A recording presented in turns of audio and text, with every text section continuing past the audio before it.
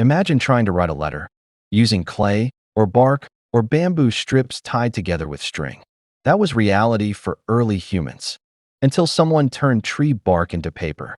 For thousands of years, humans had ideas, stories, laws, and secrets, and almost no way to keep them alive. What happened next didn't just solve a problem. It built the foundation of every book, every letter, every piece of history you've ever read. Before paper existed, writing wasn't easy. It wasn't even close to easy. Go back far enough, and humans weren't writing on anything portable at all. The earliest records were carved into cave walls and rock faces, permanent, but useless if you wanted to send a message, keep an account, or carry knowledge from one city to another. If information couldn't move, civilization couldn't grow past a certain size. That was the real problem hiding underneath everything else. Not just how do we write, but how do we carry what we write? In ancient Mesopotamia, people pressed symbols into wet clay tablets using a reed stylus, then dried or baked them hard in the sun or a kiln. It worked. Clay was cheap and available almost everywhere near a riverbank. But clay was heavy, slow to prepare, and brutal to store in bulk. Archaeologists have uncovered entire libraries of clay tablets, tens of thousands of them, in places like Nineveh. A single collection like that could weigh many tons. Imagine trying to mail a letter that weighed 2 kilograms, or trying to carry a stack of books that could crush your foot if you dropped one. In Egypt, scribes had something better, papyrus, made by slicing the stem of the papyrus plant into strips, layering them in a crisscross pattern, and pressing them together until the natural plant sugars bonded the layers into a sheet. Papyrus was lighter and far easier to write on than clay. It's actually where the English word paper comes from. But papyrus had serious limits. It was fragile, it cracked in dry air and rotted in humid climates. And critically, the papyrus plant only grew in one region of the world in large enough quantities. The Nile Delta. If you didn't live near Egypt or trade with Egypt, you simply didn't have access to it. Egypt guarded this advantage carefully, at times restricting papyrus exports to maintain its monopoly. In China, before paper, people carved or painted characters onto bamboo strips, then bound the strips together with cord into long rolling scrolls. It worked for shorter records. But imagine writing an entire philosophical text, something like the works of Confucius, on individual strips of wood.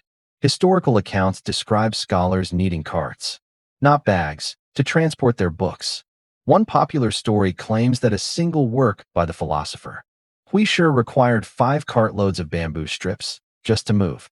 Whether the number is exact or exaggerated, the point stands. Bamboo texts were heavy, bulky, slow to produce, and expensive to store in any real quantity. Silk was the alternative for those who could afford it, smooth, lightweight, and easy to write on with a brush. But silk was one of the most expensive materials in the entire ancient world, produced through the painstaking process of silk farming and weaving. Writing on silk wasn't an option for ordinary scholars, merchants, or officials. It was reserved for emperors, high nobility, and only the most important documents. So here was the real problem facing every ancient civilization at once. They needed a material that was cheap, light, durable, and easy to mass produce. Something that didn't depend on one river, one plant, or one wealthy class to exist. Something a common farmer's son could afford just as easily as a court official. For centuries, across multiple empires, no one found it. This wasn't a small inconvenience. It shaped who got to be educated, who got to hold power, and whose ideas survived long enough to be remembered. Writing materials weren't just tools, they were gatekeepers. By the time we reached the Han Dynasty in China, roughly 2,000 years ago, the demand for a better writing material had never been higher. The empire was growing rapidly under emperors who needed to govern a vast, sprawling territory. Government records, tax documents, legal codes, trade contracts, poetry, philosophy, military reports, all of it needed to be written down, copied, stored, and transported across enormous distances. Bamboo and silk simply couldn't keep up with an empire that size. This is where a court official named Cai Lun enters the story. Cai Lun worked in the Han imperial court, eventually rising to a position overseeing the manufacturing of tools and equipment for the palace. In that role, he was surrounded by the same frustration everyone else faced daily. Mountains of bamboo scrolls that clerks could barely organize, and silk that almost no one outside the elite could afford to write on. But Cai Lun noticed something the rest of the empire had overlooked. For generations, Chinese artisans in small workshops had experimented with plant and textile fibers. Mulberry tree bark, hemp waste, old fishing nets, scraps of used cloth, mashing them down and pressing them for various minor purposes, like padding or crude wrapping material. Nobody had refined this scattered, half-formed knowledge into something deliberate. It existed in fragments, scattered across workshops, never treated as a real solution to the writing problem. Cai Lun took that scattered knowledge and turned it into a genuine process.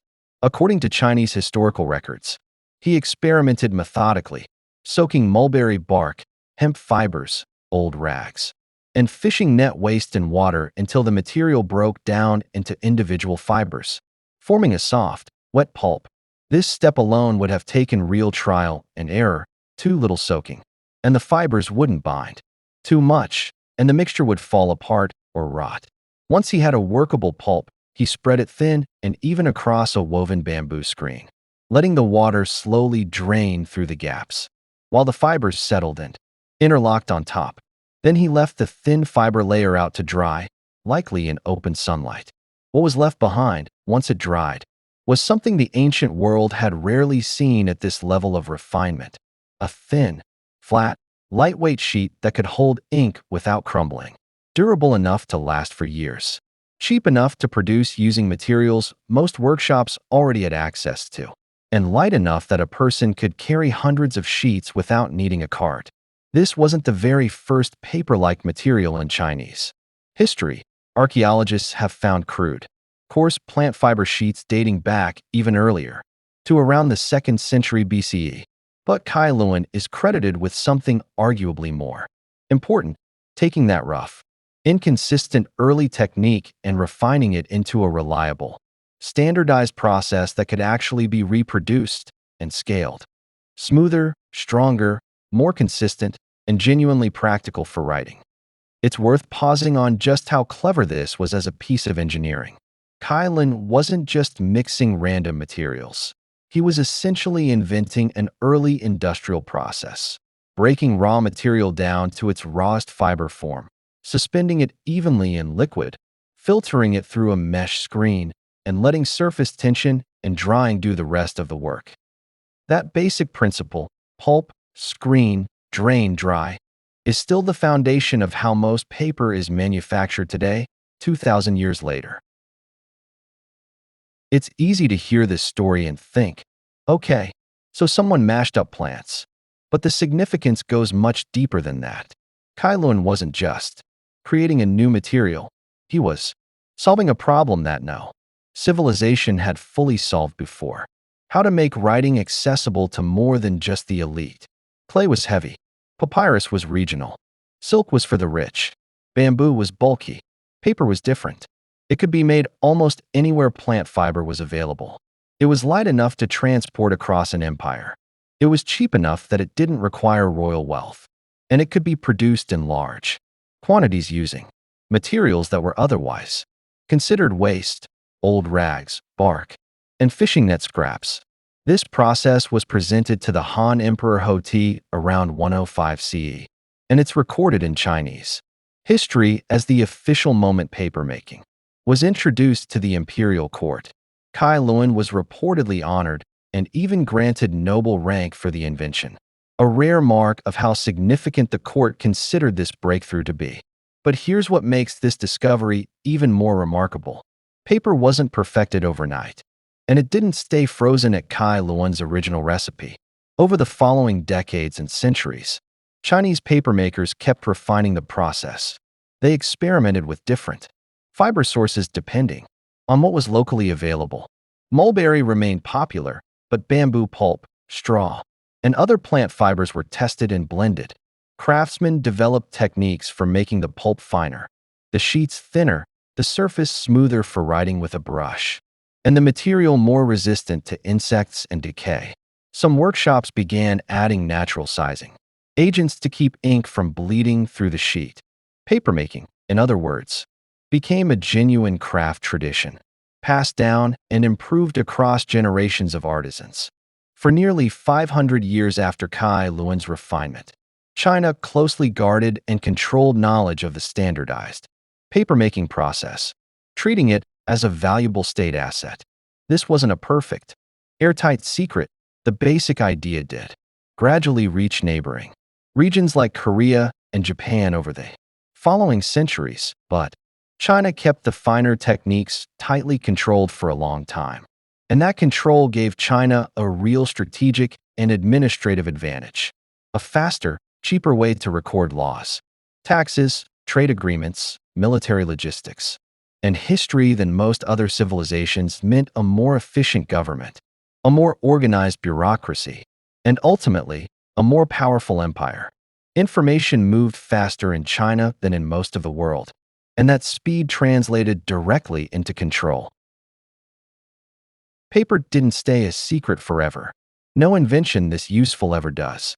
Slowly, through trade, diplomacy, and cultural exchange, papermaking knowledge spread beyond China's borders, first reaching Korea and Japan by around the 4th to 7th centuries, where local craftsmen adapted the technique using their own regional plant fibers.